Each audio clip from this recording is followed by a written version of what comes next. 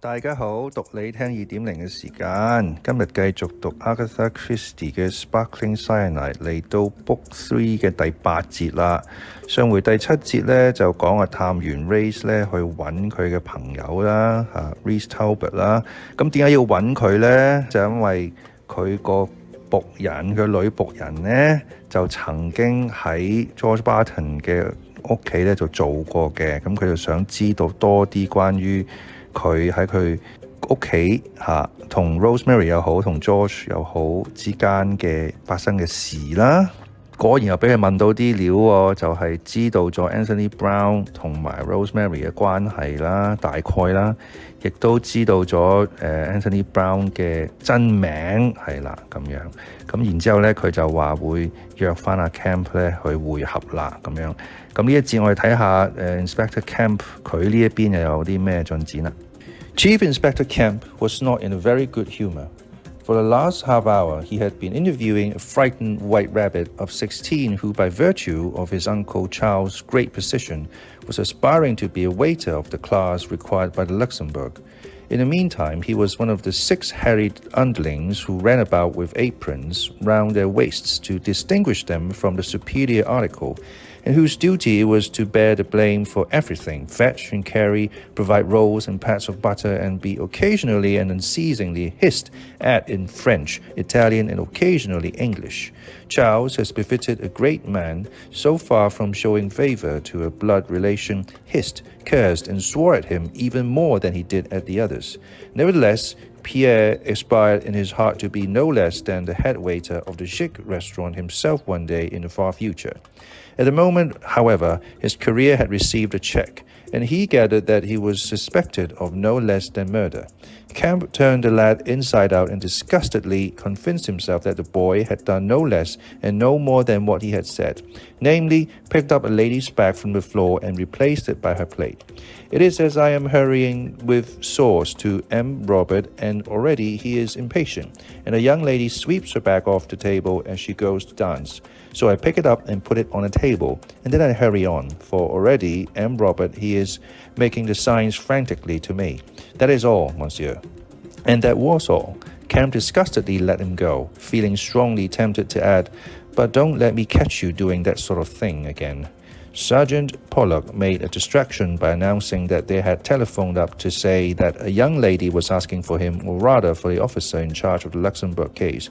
Who is she? Her name is Miss Chloe West. Let's have her up, said Camp resignedly.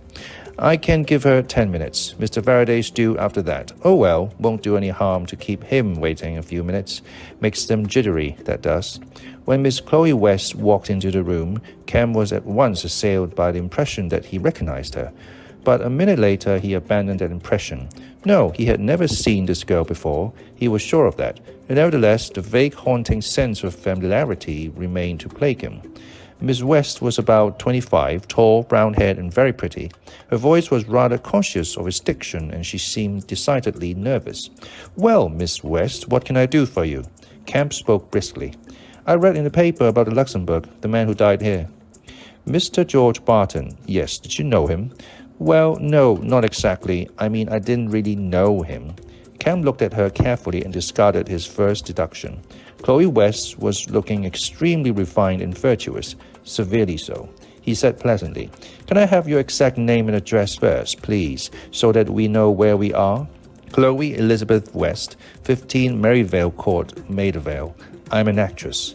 Cam looked at her again out of the corner of his eye and decided that that was what she really was. Repertory, he fancied. In spite of her looks, she was the earnest kind. Yes, Miss West.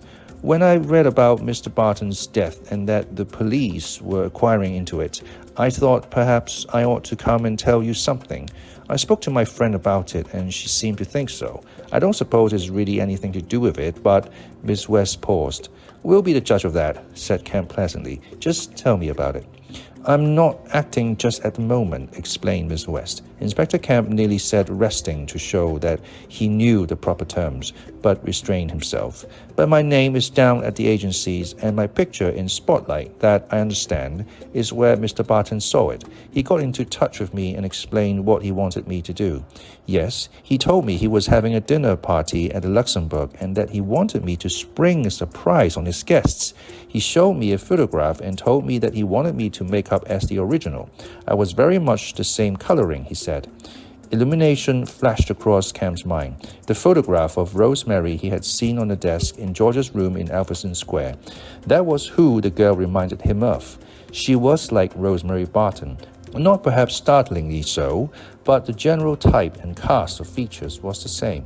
He also brought me a dress to wear. I've brought it with me. A grayish-green silk. I was to do my hair like the photograph and accentuate the resemblance with makeup. Then I was to come to the Luxembourg and go into the restaurant during the first cabaret show and sit down at Mr. Barton's table where there would be a vacant place. He told me to lunch there and showed me where the table would be. And why didn't you keep the appointment, Miss West? Because about 8 o'clock that night, someone, Mr. Barton, rang up and said the whole thing had been put off. He said he'd let me know next day when it was coming off. Then the next morning, I saw his death in the papers. And very sensibly you came along to us, said Kemp pleasantly. Well, thank you very much, Miss West.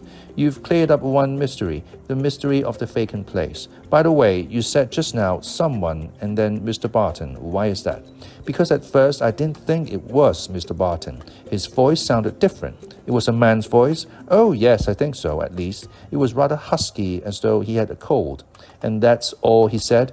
That's all. Kemp questioned her a little longer, but got no further. When she had gone, he said to the sergeant, So that was George Barton's famous plan. I see now why they all said he stared at the empty chair after the cabaret and looked queer and absent-minded. His precious plan had gone wrong. You don't know it was he who put her off. Not on your life. And I'm not so sure it was a man's voice either. Huskiness is a good disguise through the telephone. Oh well, we're getting on. Send in Mr. Faraday if he's here. 呢一節比較簡短啦，咁就講咗阿 Kemp 喺向呢一個 Faraday 攞口供之前呢，就有一個女證人呢，就自己出現，就話有料去提供俾警方喎。呢個 Miss West 咁就解釋咗呢個 George Barton 嘅計劃啦，佢嘅圈套啦，原來就係揾一個女演員咧去扮 Rosemary 出場，坐喺張台度，咁睇下眾人嘅反應。但係咧呢一個計謀咧，亦都俾人識穿咗喎。因為而家佢呢個口供去顯示或者去導引呢，就似乎唔係 George Barton 自己去取消呢一個女演員嘅出現嘅喎，而 George Barton 亦都因為呢個女演員當時冇出現呢，就表現得好憂心啦，係啦，就覺得係咪失敗咗咧呢個計劃咁樣，然之後冇幾耐亦都死咗。咁而家個問題就變咗喺呢度啦，就係打電話俾呢個 Miss West 話俾佢聽，計劃取消啦，係邊個呢？呢一度文中甚至會暗示打電話俾 Miss West 嘅人，甚至乎唔係男人添，雖然係男人聲。OK， 好，咁呢一節呢，就只係得一個字同大家分享啫，就係 Repertory。咁呢度有講嘅 Kemp 見到呢個 Miss West 啦，幾靚女啦，外表咁亦都有化妝咁啦。咁呢就諗佢如果係演員嘅話，係咪 Repertory 呢？咁 Repertory 係咩呢？就係一啲劇團啦、劇組啦，一啲比較短嘅表演嚟嘅，即係未必係嗰啲大型嘅歌舞或者係一啲大 play 係啲 Repertory 俾一啲比較細少少嘅劇組、細少少嘅表演團隊、小劇團咁啦。OK， 今節就係咁多，下次再同大家分享，拜拜。